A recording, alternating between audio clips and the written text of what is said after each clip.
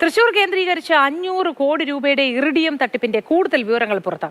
പ്രതികൾ reserve bank of ഇന്ത്യയുടെ പേരിലും വ്യാജരേഖ ചമച്ചു. നിക്ഷേപകരിൽ നിന്ന് പിരിച്ച പണം റിസർവ് ബാങ്കിൽ അടച്ചിട്ടുണ്ടെന്നാണ് രേഖ ഉണ്ടാക്കിയത്. വൻ തട്ടിപ്പിനെ കുറിച്ചുള്ള വാർത്ത പുറത്തുവിട്ടത് മാതൃഭൂമി ന്യൂസാണ്. വിശദാംശങ്ങളുമായി MS ലിഷോയ് ചേരുന്നു.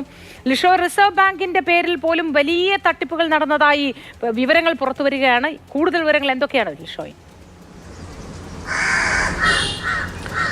അതായത് റിസർവ് ബാങ്കിൻ്റെ ഈ ലെറ്റർ ഹെഡ് ഉപയോഗിച്ച് ഈ നിക്ഷേപകർ ഒരുപാട് പേർ 500 കോടിയോളം രൂപയുടെ നിക്ഷേപം ഇവർ സ്വീകരിച്ചിട്ടുണ്ട്. ഇറിഡിയം ഇടപാടുമായി ബന്ധപ്പെട്ട് പണം നിരവധി കോടികൾ ഇരട്ടിപ്പിച്ച് നൽകാമെന്നുൾപ്പെടെയുള്ള കാര്യങ്ങൾ ചൂണ്ടിക്കാണിച്ചുകൊണ്ടാണ് ഇത്തരത്തിൽ ഈ പണമെല്ലാം തന്നെ ഇവർ സ്വീകരിച്ചത്. പക്ഷേ ഈ സ്വീകരിച്ച പണമൊന്നും തന്നെ തിരികെ നൽകാനായി ഇപ്പോൾ കഴിയുന്നില്ല. അതിനോടൊപ്പം തന്നെ അതിൻ്റെ എത്രയോ ഇരട്ടി പണം നൽകാമെന്നാണ് പറഞ്ഞിരുന്നത്. 5000 രൂപയ്ക്ക് 5 കോടി രൂപ വരെ വാഗ്ദാനം നൽകിയ സംഭവങ്ങൾ ഉണ്ടായിട്ടുണ്ട്. അപ്പോൾ അത്രത്തോളം പണം ഒന്നും തന്നെ, അല്ലെങ്കിൽ ആ വാങ്ങിയ പണം പോലും തിരികെ നൽകാൻ കഴിയാത്തൊരവസ്ഥ ഉണ്ടായ സാഹചര്യത്തിലാണ് ഇപ്പോൾ നിക്ഷേപകർ പരാതിയുമായി പോലീസിനെ സമീപിച്ചത്. പരാതിയുമായി പോലീസിനെ സമീപിച്ചപ്പോൾ കൂടുതൽ പേർ ഇത്തരത്തിൽ പരാതിയുമായി രംഗത്ത് വന്നു കഴിഞ്ഞാൽ ഇത് വളരെ ഗുരുതരമായി പ്രതികളെ ബാധിക്കുമെന്നുള്ള കാര്യം ഉറപ്പാണ്. ആ ഒരു ഘട്ടത്തിലാണ് ഇപ്പോൾ RBIയുടെ ലെറ്റർ ഹെഡിൽ നിങ്ങൾ നിക്ഷേപിച്ച ഞങ്ങൾക്ക് തന്ന പണമെല്ലാം തന്നെ RBIയിൽ നിക്ഷേപിച്ചിരിക്കുകയാണ്.